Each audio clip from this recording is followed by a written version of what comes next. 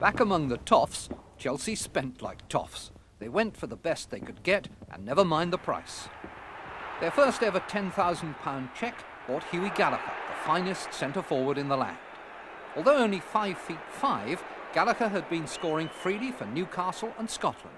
Chelsea too would get value for money. Alec Chain came from Aberdeen for £6,000, a winger converted to inside forward. Soon they were joined by Alec Jackson, a winger known as the Gay Cavalier, £8,500 from Huddersfield. The grass at the bridge had never seemed greener. Approaching the first fixture, Jackson and Andy Wilson bubbled with optimism. Well, Andy, there's all the people. Tell them what we're going to do next season, eh? Oh, well, you're one of the big noises. You know me, you're the big noise, and along with Gallagher and Sheen and a few more of the boys. Well, it's up to you, boys. Oh, we're going to try hard enough. I want the captain to set us a good example. Oh, well, we'll do our very best for that. And, of course, all the boys are fit in that, and I don't see any reason why we shouldn't. What about the Arsenal? Oh, half their team hasn't signed yet. Hey, there's Jack Whitley coming. The forwards were all internationals, with the four Scots joined by England's Jackie Crawford on the right of this picture. Tommy Law was another who played for Scotland. The hard-tackling left-back was one of the famous Wembley Wizards. There were games including 9 men who played for their country. There was an all-international half-back line, Sam Irving from Ireland, Jack Townrow and Sid Bishop from England. Money spent brought money in. The first 5 home gates were all 50,000 or more. Arsenal, in November, drew 75,000. But despite a convincing cup victory over West Ham in foggy, frosty January, it was the same old Chelsea underneath. They finished 12th in the league and lost in the 6th round of the cup. The following season, Gallagher fulfilled every expectation. 41 games, 30 goals.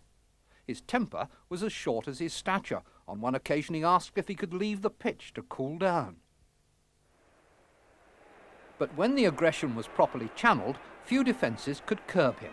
Against Tranmere, when Chelsea wore their striped change kit, Gallagher scored both goals in a 2-2 draw. That launched an FA Cup assault that carried them through to the last 4.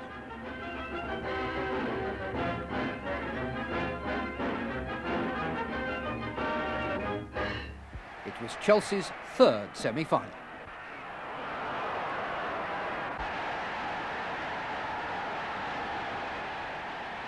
Gallagher had the stimulus of playing against his former club.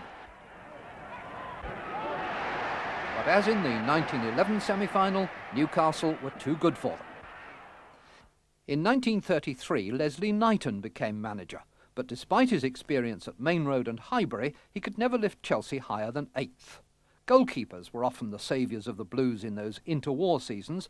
Vic Woodley was good enough to play 19 times for England in 3 years. He needed to be, because Scotland's first choice, Johnny Jackson, was in Chelsea's reserves. Whatever the results, the crowds kept coming.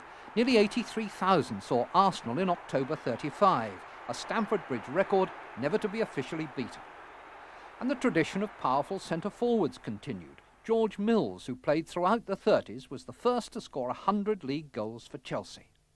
He was partnered for a while by Joe Bambrick, but the Irish international never quite reproduced his best form. Joe Payne, who had scored 10 goals in a game only 2 years earlier, cost £5,000. In wartime, Chelsea played in 2 Wembley Cup finals, losing to Charlton and beating Millwall. Billy Birrell, who'd been appointed manager in May 1939, started the post-war reconstruction by signing Everton and England's Tommy Lawton. In the now well-established club tradition, he paid £11,500 for the best centre-forward to be had. The new man's first game was a friendly, the opponent's Moscow Dynamo. It was no ordinary friendly. The Russians startled their opponents by presenting a bouquet to each man. Estimates put the crowd at nearly 100,000. They saw Chelsea lead 2-0. Dynamo made it 2-2. And then... Taylor through to Dolding. Dolding right through in the centre of the penalty area for Russia. And in goes Lawton. Lawton hooks the ball right out of Hovic's hands. He comes back to Lawton, a header, and a header. Goal! A beautiful goal by Lawton. What a goal! But Lawton's delight wilted faster than his flowers. I'll always remember the 3rd goal that they got, this Bob Ropp. He was 10 yards offside. And do you know what this Commander Campbell is now? I'll never forget him. was the referee, he said, well, I gave it for diplomatic reasons. Now I ask you. So, I said, diplomatic reasons? I said, you've done us out of our bonus.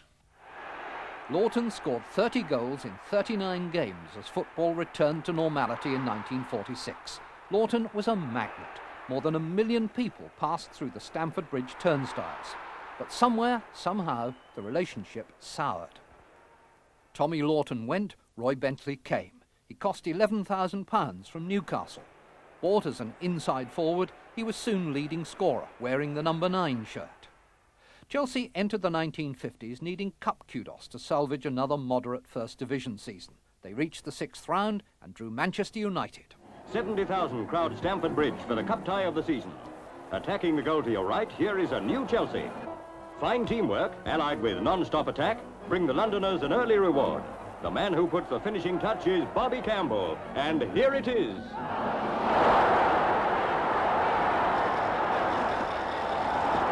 Nothing will go right for the men from Manchester. After throwing everything into the attack, they find their Wembley dreams dashed in a sudden Chelsea breakaway. From a Mitchell throw-in, the ball goes via Gray to Roy Bentley, who smashes it home. Look out, Wembley, here come Chelsea.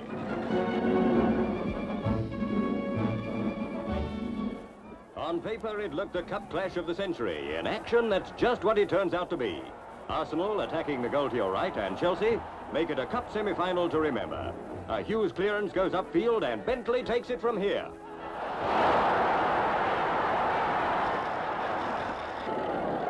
Arsenal hit back, only to find Hughes give a repeat version. Once again, his hefty long kick finds elusive Roy Bentley, and Chelsea are 2 up.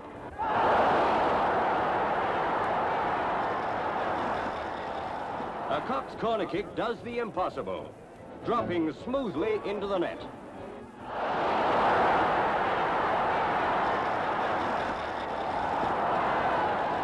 With only 15 minutes to go, Chelsea seem set for their first ever Wembley. But Arsenal have other ideas, as the Gunners throw everything into an all-out assault. It comes off, thanks to the Compton brothers.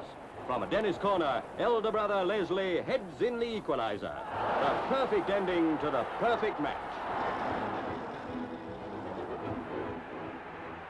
Freddie Cox settled the replay in extra time, and Arsenal again played box and Cox with Chelsea's cup dreams 2 years later, when Freddie's goals buried them in another semi-final replay. In the season between, only the narrowest margin of goal average avoided relegation. .044 was Chelsea's advantage over Sheffield Wednesday.